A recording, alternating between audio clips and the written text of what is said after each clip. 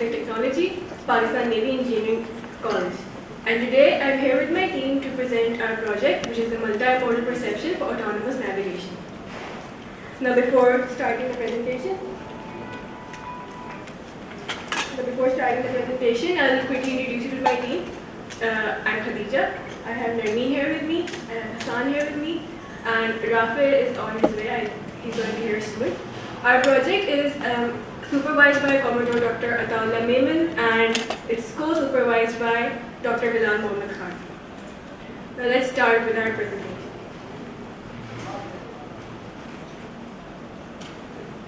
Okay, so general purpose mobile robots have been in the world since a very long time. Ever since some engineers at Stanford created Shaky, the first robot in 1972, and it literally shook the engineering world. As time moved on in the 1980s, these robots were commercialized and used in other areas and other fields as well, such as shown in the picture. It's used as a food delivery robot. And now, in the modern era, advancements in AI, computer vision, and LiDAR as there are many advancements in these areas, these robots have become even more smarter. So in today's evolving world, almost every sector has these mobile robots. But a critical challenge still remains, which is the inadequate perception. Now what do I mean by inadequate perception? So these robots are often installed with an RGBD camera. Now what this camera does, it can detect objects, it can make a map, but it lacks in a certain field, which is that when it's dark, it might miss an object. Now what do I mean by this? I have a small video just to give you a clear idea about what the main problem is. So as you can see, this robot, it's navigating perfectly, it's moving to its destination, but due to inadequate light, it crashes. Other examples of such robots is KiwiBot, which in 2023 it failed to navigate a construction site, and Amazon's warehouses, and multiple robots that are in hospitals often lack these capabilities. Like I said, all of this is due to inadequate perception. Now this is where our project comes in. Our aim is to develop an autonomous mobile robot. We're using multimodal perception, using a LiDAR and a camera together along with AI. Now what do I mean by LiDAR? I'm using this word a lot. LiDAR is basically a sensor that rotates 360 degrees and spits out lasers. And those lasers detect the object. And similarly with the camera as well. Now, the table here shows that when a camera only detection has an accuracy rate of 60%, and while using a fusion of them, it rises up to almost or more than 80%. So our literature review includes three main components: mechanical structure, autonomous mobility, and then AI and ML driven interactions. So in the mechanical structure, there are three main body types that are currently in the market, which is the rack style, like VellaBot, a box style, like KiwiBot, and a plastic molded structure, like SandBot.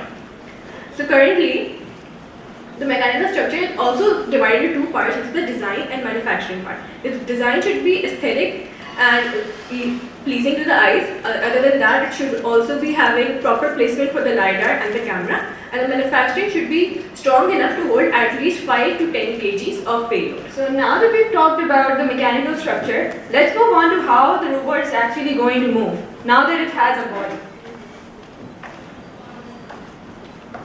So, moving on to autonomous mobility. Autonomous mobility is the ability of the robot to move from point A to point B on its own. Now the way that this is done is using SLAM, which creates a map of the environment, and then using a navigation algorithm that the robot uses on the map to navigate inside of the map from point A to point B.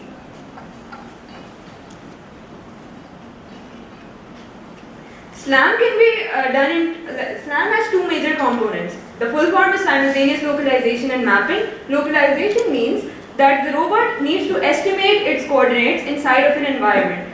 And mapping basically means that the robot should be able to generate a map making sense of where it is and what lies ahead of it. So since both of them are dependent on each other, they need to be done simultaneously, hence SLAM. SLAM can be done into two categories, the visual SLAM and the LiDAR SLAM.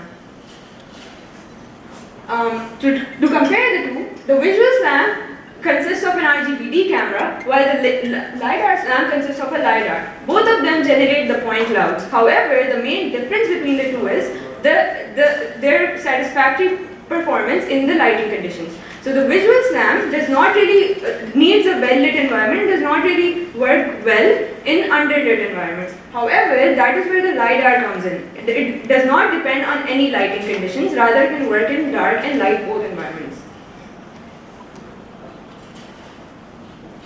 Now, there are three different approaches to 3D SLAM. Filter-based SLAM, graph-based SLAM, and then the deep learning methods that are currently being evolving.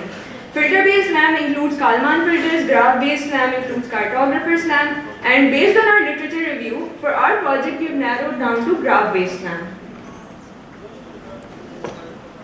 So talking about, now that we've talked about what our structure should look like and how it is supposed to move, now the question arises, why that structure? Like, it should be able to interact with the humans, right? So for that, we have put in the machine learning driven interactions into the robot as well. What I mean by ML driven interactions is the robot should be able to realize how the person is feeling by extracting its emotions in a visual form. So it's going to display expressions by first extracting emotions by audio input and also facial recognition. And then it is also going to be able to communicate with you using large language models such as OpenAI's GPT-4 or DeepSeek's R1. So now we've discussed our literature review, how things should be done. Moving further, how are we actually implementing all of those things discussed in our project? So for the mechanical structure, you can see on our screen we have a CAD design, which is this rack or shelf style structure for modular payload handling. We are planning to 3D print it with the dimensions being 0.7 feet, which is 9-inch base, and around 3.54 feet height. And it's going to carry around weight of 4 kg, 3.5 to 4. Moving further, to execute the autonomous mobility part, which is the most difficult part of our project, we have implemented ROS2 frameworks with gazebo simulation. So first we created a simulation of the whole environment and then we implemented it in the real world scenario. So for that we used a 2D LiDAR and a depth camera fusion for SLAM, which in turn gave us very robust results for 3D mapping. The SLAM we are using is cartographer SLAM, and then for the navigation stack we are using ROS2 NAV2 frameworks, where the hardware trials are currently being done on Raspberry Pi and Jetson Nano. However, there is a possibility of improvements in that too. Talking about the ML-driven interactions, to enable communication with the robot, we are deploying OpenAI's GPT-4 that we refer to usually as ChatGPT. We have its API that we can incorporate inside of the code. For recognizing the facial emotions and then displaying them, we have used the AffectNet dataset, which is an open source dataset available online, and we have trained a vision transformer on it for facial expression recognition. Talking a little more technically, our hardware map is shown on the screen, where we have a Raspberry Pi connected to Arduino Uno for modular handling of the control systems. Our Raspberry Pi is accessible via host computer, which can either be our laptop or any other computer through SSH. Moving on to our system diagram. Yes, so everything, as you can see, is divided very much into a modular approach, where SLAM and navigation is running on our host computer, our robot computer, which is Raspberry Pi, and then the control system is being put on the microcontroller, which is Arduino Uno. We have our sensors, IMU encoder data being fed into the microcontroller, and then the LiDAR and RGBD camera attached to the robot computer for SLAM. So with that said, let's discuss what our future results mean. Okay, so here are some results from our experiments. So on the left, you can see the result that is generated using cartographer ROS navigation stack that we implemented using our LiDAR. So the left one you can see is the one that is created using our RGB camera that you saw RealSense in the previous slides. On the right, we have the mapping that is done through 3D LiDAR. So if you can, I think we cannot actually see it very clearly over here, but over there you can see obstacles that are being drawn using the blue. So that are actually representing the boundaries. Okay. So now this one is the result that is produced using the color texture recognition using our Intel RealSense RGB camera. On the previous slides you saw our LiDAR result. So using our stack that we are using RTAP map, we are actually going to fuse both of these results to produce our multi-modal navigation. So you can see how both of the navigation, both of the results have been fused together using Kalman filters, and more technically speaking, we use graph-based pose SLAM. So that is being used over here, where each pose of the robot in real time is actually a node on the graph. So this is what we can see in our fusion detectors. So thank you, and we are open to questions.